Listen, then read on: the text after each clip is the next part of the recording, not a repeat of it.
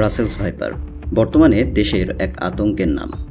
একটা দীর্ঘ সময় বাংলাদেশে এই সাপ প্রায় বিলুপ্ত অবস্থায় ছিল, কিন্তু বিগত কয়েক বছর ধরে এদের আনাগোনা ক্রমশ বৃদ্ধি পেয়েই চলেছে। বর্তমানে দেশের বিভিন্ন জেলাতে এদের দেখা মিলছে, ঘটছে আক্রান্ত হওয়ার ঘটনা, বাড়ছে প্রাণহানির সংখ্যা। আজকের ভিডিওতে থাকছে বিলুপ্ত রাসেলস ভাইপার আবার কিভাবে বিস্তার লাভ করলো এবং ভিডিওর শেষ অংশে এদের থেকে বাঁচার জন্য কী ধরনের সতর্কতা অবলম্বন করবেন সে বিষয়ে আলোচনা করব। তো শেষ পর্যন্ত সাথেই থাকুন।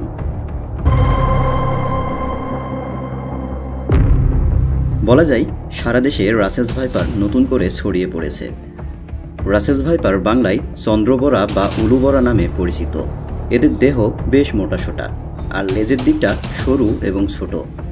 লম্বায় এরা 1 থেকে 1.5 মিটার পর্যন্ত লম্বা হয়। শুষ্ক ঘাসযুক্ত নিচু জমি এদের বসবাসের জন্য আদর্শ জায়গা। এ কারণেই নদীর তীরবর্তী চাষের জমিতে এদের বেশি দেখা যায়। এই ভাইপাররা মূলত নিশাচর। সারাদিন কুণ্ডলি পাকিয়ে ঘাপটি মেরে বসে থাকে, রাত হলেই বের হয় শিকারের উদ্দেশ্যে।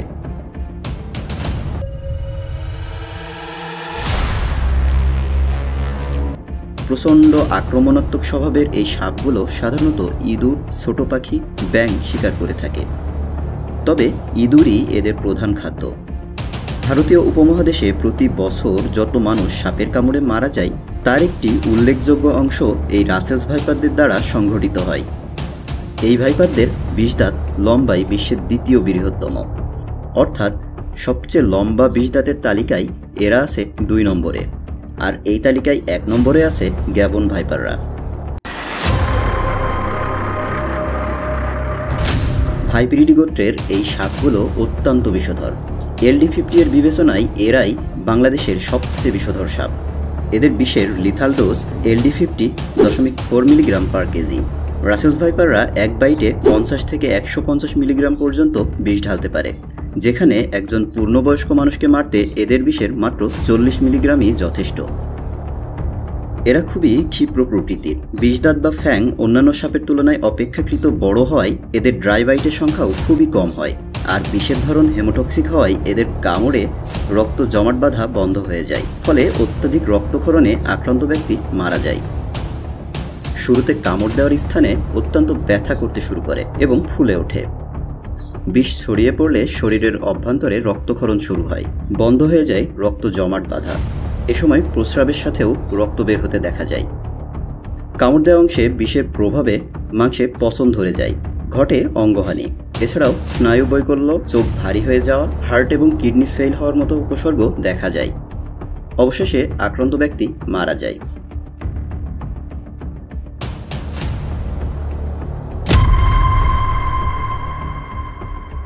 অনেকেই অজগরের সাথে রাসেলস ভাইপারকে গুলিয়ে ফেলেন। তবে অজগর এবং রাসেলস ভাইপারকে খুব সহজেই পার্থক্য করা যায় এদের গায়ের কিছুটা লম্বা এই বলয়গুলো দেখে। কিন্তু প্রশ্ন হচ্ছে, বিগত 2 দশক ধরে বিলুপ্ত থাকার পরে হঠাৎ দেশের রাসেলস ভাইপারের বিস্তৃতি কিভাবে ঘটল? গবেষকরা পূর্বে রাসেলস ভাইপারের বিলুপ্তির পেছনে খাদ্য সংকটকে দায়ী করেছেন। আগে বেশিরভাগ জমিতে বছরে 1 বার ফসল ফলানো হতো, বাকি সময় পানির সংকটের কারণে জমি পরিত্যক্ত থাকত। কিন্তু ধীরে ধীরে সেচ ব্যবস্থার উন্নতির সাথে সাথে কৃষকরা বছরে 2 থেকে 3 বার ফসল ফলানো শুরু করে। এতে কৃষি জমিতে সারা বছরই ফসল থাকার কারণে ইঁদুরের সংখ্যা বৃদ্ধি পেতে শুরু করে। আর রাসেলস ভাইপারের প্রধান খাদ্য হচ্ছে ইঁদুর। ইঁদুরের সংখ্যা বাড়ার ফলে এই ভাইপাররা পর্যাপ্ত খাদ্য পেতে শুরু করে এবং বংশবিস্তারে যথাযথ পরিবেশ পায়, ফলে এদের সংখ্যা বাড়তে থাকে। তাছাড়া সারা দেশে ছড়িয়ে পড়ার পেছনে দায়ী নদীর পানি। এরা খুব ভালো মানের সাঁতারু হওয়ায় বর্ষাকালে ভারত থেকে পানির সাথে ভেসে চলে আসে, ফলে ছড়িয়ে পড়েছে বিভিন্ন এলাকায় এবং উপযুক্ত খাদ্য সংকটহীন পরিবেশ পাওয়ায় দ্রুত বিস্তারও ঘটছে।